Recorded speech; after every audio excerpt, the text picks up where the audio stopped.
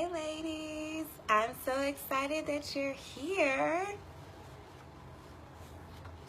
Hey girl, hey, Chicago Vibes Only's in the building. If you're not following her yet, go follow her because she's just as amazing, if not more amazing than me. Tail, hi, I miss you.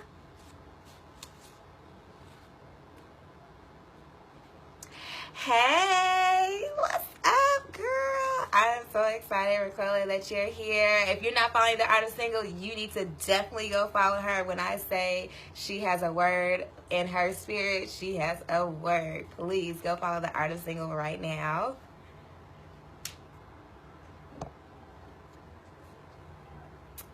Thank you so much, ladies, for tuning in. We're going to give people a few more minutes and then we're going to get started because I'm going to try to get this done. And I'm so excited to be here. I have been working on this for months. It has been a journey and I'm so glad to be able to bring this new perspective to mental health, self-care, self-love, what God has for us, and like merging it in one melting pot and making a safe space for you amazing women. If you have any friends that couldn't tune in tonight, I am going to post this on my IGTV as well as on our Facebook page, S.L.A.Y, same way, U_S.L.A.Y. I'll just take this time kind of explain who I am and what I'm doing. So S.L.A.Y is a resource for women. I will be bringing in local events for mental health. I'll get you connected to local resources, the things that you need to make sure that you are pursuing self-love and self-care daily. So what does S.L.A.Y stand for? Stop, love, and affirm yourself. Yes, girl. If you can do those 4 things, I guarantee you will slay all day, every day, better than Beyonce. Do you hear me? Awesome. So this new series, I'm going to get it started as people start to pour into the room. It's called No Shame in My Walk. I literally came up with this title while I was on the green line, you guys. And I was walking down that platform and I was not ashamed in that moment to be walking off that platform in my amazing outfit with my little 2-inch heel. I felt like I was slaying stepping off that train, and I had no shame in where I was coming from, where I was at in that moment in my life. And I was just so proud and moved by the work God has had in me and the hand that he's had on my life this last year and a half, almost 2 years. So we're going to jump right into it. Today's topic is body shaming. That's going to be our topic for the month. So today I'm going to give you guys a brief definition of shame, how we get to the point of body shaming, where it starts, how do we fix it. And we're going to go through that over the next 4 weeks about body shame. So we're going to start with the definition. So the definition of shame, this definition comes from Dr. Brene Brown, who is an amazing psychologist. If you get a chance, look her up. She has great books out there. She defines shame as it is the intensely painful feeling or experience of believing that we are flawed and therefore unworthy of love and belonging. That's so good, I'm going to say it again. Shame is the intensely painful feeling or experience of believing that we are flawed and therefore unworthy of love and belonging. Now, in psychology, they talk about there's these like 5 things, that we need in order to survive. Like we need food, we need water, and we need love and belonging. Love and belonging is smack dab in the middle of the pyramid of things that you need to survive mentally. And so when we go through shame, we don't feel loved or we don't feel like we belong in whatever area of that life that we're feeling shameful in. There are many different factors that play into shame and how we get there. The 2 main ones are culture and family origin. We're going to get deeper into that in week 2. So make sure you come back next Thursday. We're going to talk about the cultural and family origins that affect how we handle shame and where our shame is deep rooted. But when shame gets reiterated for body shaming, I mean, how many times do you wake up in the morning, you putting on those jeans, and you just like, oh my God, these thighs. Do I need to go a size up? Oh my God, I need a belt. I can't, small waist, big butt. What's happening here? Like, these are issues. Or just the opposite. My boob's too big. If I put on this top, is this cut right? Is it not cut right? You know, we go through so much of downplaying this beautiful body that God has created, because you were created in his image. So he knew he was giving you big boobs, girl. And he knew he was giving you a big butt. You were supposed to have it. So we get this shame thing reiterated day in and day out through social media, from family members, from friends, from church members, from your neighbors, to your co-workers, to the Beyoncés and the Kim Kardashians. They all affect how we iterate our body shaming, because it's always like, ooh, if I was just a little bit more snatched. You know, some people can handle it, some people can't. So you just have to be really aware of some things that play into how we get to shame. What those things are guilt and humiliation.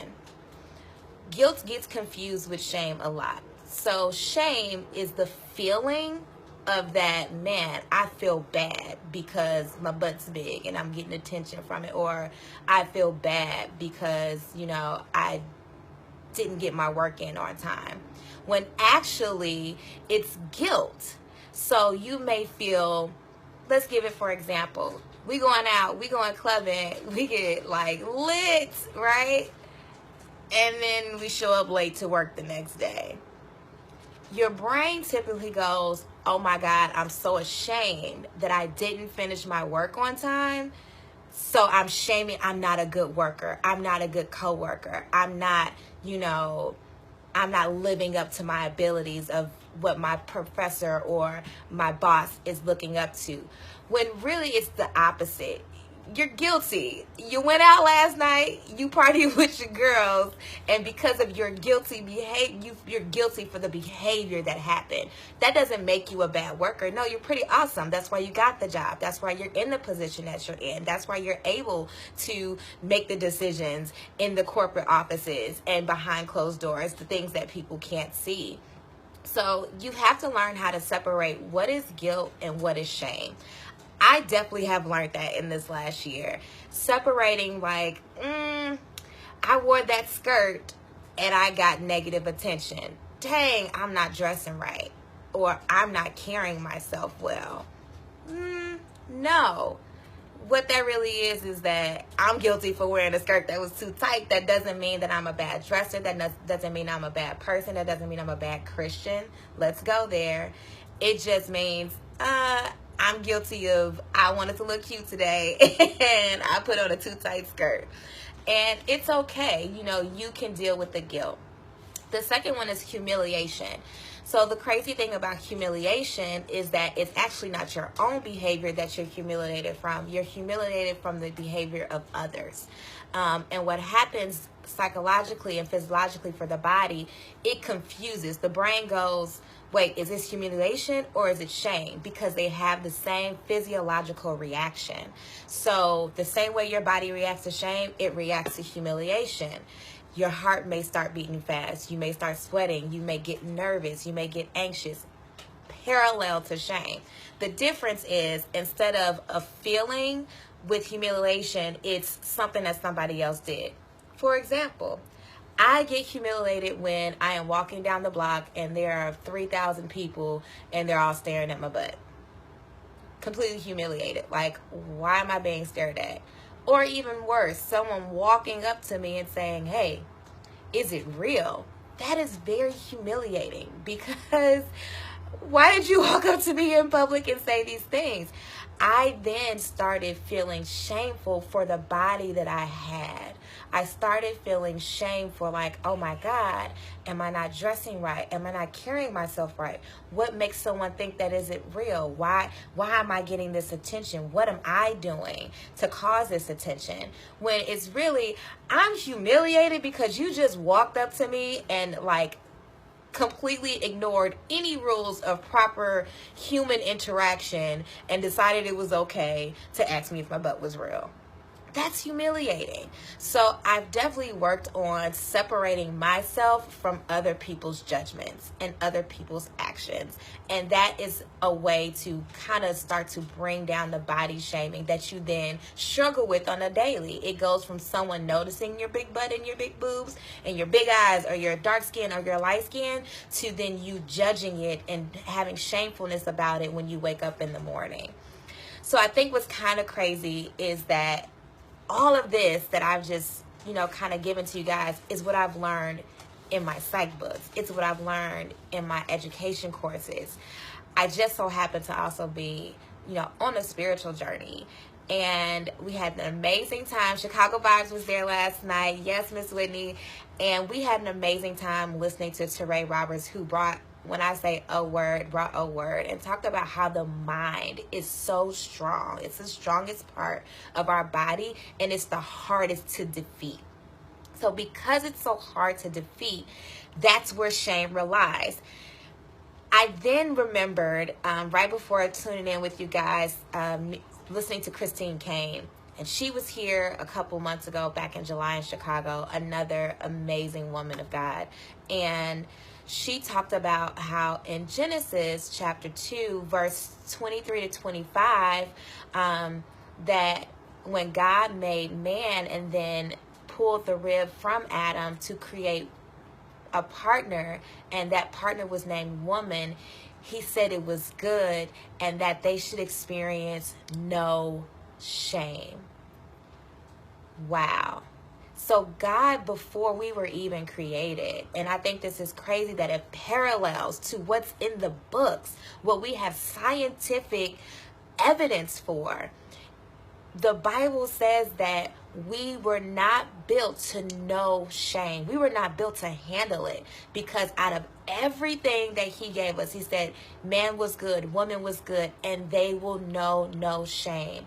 We are not built, our minds are not built to handle shame. And that's why it's so easy to slip into the negative self-talk. It's so easy to walk into the I'm not good enough, or this isn't, I'm not smart enough. I wasn't made for the position. This is not where I'm supposed to be, because our brains were not built to handle the shame of those things. So, in my studies, I'm like, well, if the Bible is like, we weren't supposed to know this, so we don't have the defense mechanisms to handle it, how do we handle it? And S.L.A.Y Roberts spoke on that yesterday. I was like, you've got to put a stop to that mind now. You have to put a stop to it. So I question, well, how do I put a stop to it? I can go into worship, and that's great, and I can be there. But what else comes with worship? Empathy. So in my studies in the psychological books, the way to defeat shame is to be empathetic. And so as a therapist, we are encouraged to be empathetic to our patients and to our clients. But what about empathy of the self? How often do you empathize with yourself? We're so quick to judge ourselves. We're so quick to fall into the unloving of the self instead of self-love and self-empathy. So I did more research. I'm like, man, why is empathy so important? So the breakdown of empathy in Greek is the word em, which is E-M, and that means not, and then pathos, which is spelled P-A-T-H-O-S. Pathos means suffering. Wow. So empathy means not suffering. What better way to combat something that God didn't build us for than to not suffer? I think that is so amazing. If we can take the steps to make sure that we're not suffering on a daily, then we can combat shame. We can battle shame. We can push shame aside. We can feel comfortable in our bodies and what we wear and how we hold our head high. We can teach our young ladies that it's okay and that we can love each other and love yourself and embrace yourself for who you are. So empathy in, the psychological books, it's basically the ability to understand and share the feelings of another. But what about sharing the feelings to yourself? This is going to lead us to what we're going to talk about this series. We're going to completely break down everything that I've presented here. We're going to talk about how our cultural experiences and our family origins affect how we become shameful. Because a lot of times we don't know. They're like, I don't even remember when I started not liking my hips. I don't remember when I started judging my skin color. I don't remember when it was important to have blown out straight hair and not embracing just my natural curl. When did this start? How long have I been doing this? These are all questions that we don't always ask ourselves because we stay stuck. And that's going to be week 3, staying stuck in the shame. And then week 4, we're going to talk about how do we become unstuck? How do we do the empathy? How do we react? How do we act in that way in a day in, a day out basis? I am so glad to get this series started, you guys. I am so excited for next week. I'm so glad that you ladies were able to tune in today. I would love to hear some feedback from you guys if you enjoyed the message. I am going to post it for anyone that was running late or had other things to do today. I'm going to post this on the IGTV so you can always come back and, oh, I need to write that down, girl. Write it down. Keep it up. I'm going to check in with you ladies throughout the week. Look out for devotionals that'll be posted. Again, I am so excited for the No Shame in My Walk series. I am excited about the month of September. We're gonna break down the walls of body shame. We're going to remove that enemy. I am so amazed at, the work and push that he's put in me to spread this word to you ladies. I also want to encourage you to come out on Sunday. I'll be presenting at Classes with Cookie on 103rd and Halsted. She is having a vision board and game night. So at the end of this, I'm going to post it on my page. If you're interested, please come out, join me with other women. All supplies will be provided for you: the boards, the magazines, the pictures, the coloring sheets. There'll be I'll be speaking. I'll kind of be redoing this speech to the class on Sunday. It's a Sunday evening. And then there'll also be a meditation specialist there. So we'll be doing some meditating. We'll be growing because it's all about the vision. It's all about seeing ourselves in a different light. Again, ladies, thank you so much. My nerves are out of my system. I am so nervous about tonight, but I'm so glad I was able to bring this to you. This will also be posted on S.L.A.Y Facebook page. So if anyone's not on IG and they're on Facebook, tell them to go follow U_S.L.A.Y on Facebook as well. Thank you guys so much for coming. I look forward to next Thursday, 8 p.m. Check this. The next title for next week, as we talk about that culture and family origin, is Disclaiming My Shame and Reclaiming My Fame. Wow. This is so good. So I hope you got your glasses ready. We're going to get some new prescriptions, lady, because it's all about God's lens for us, not the glasses that we try to wear every day, but we're going to get a new prescription. No more body shaming. It's all about disclaiming the shame and reclaiming the fame. Love you guys. Have a good evening.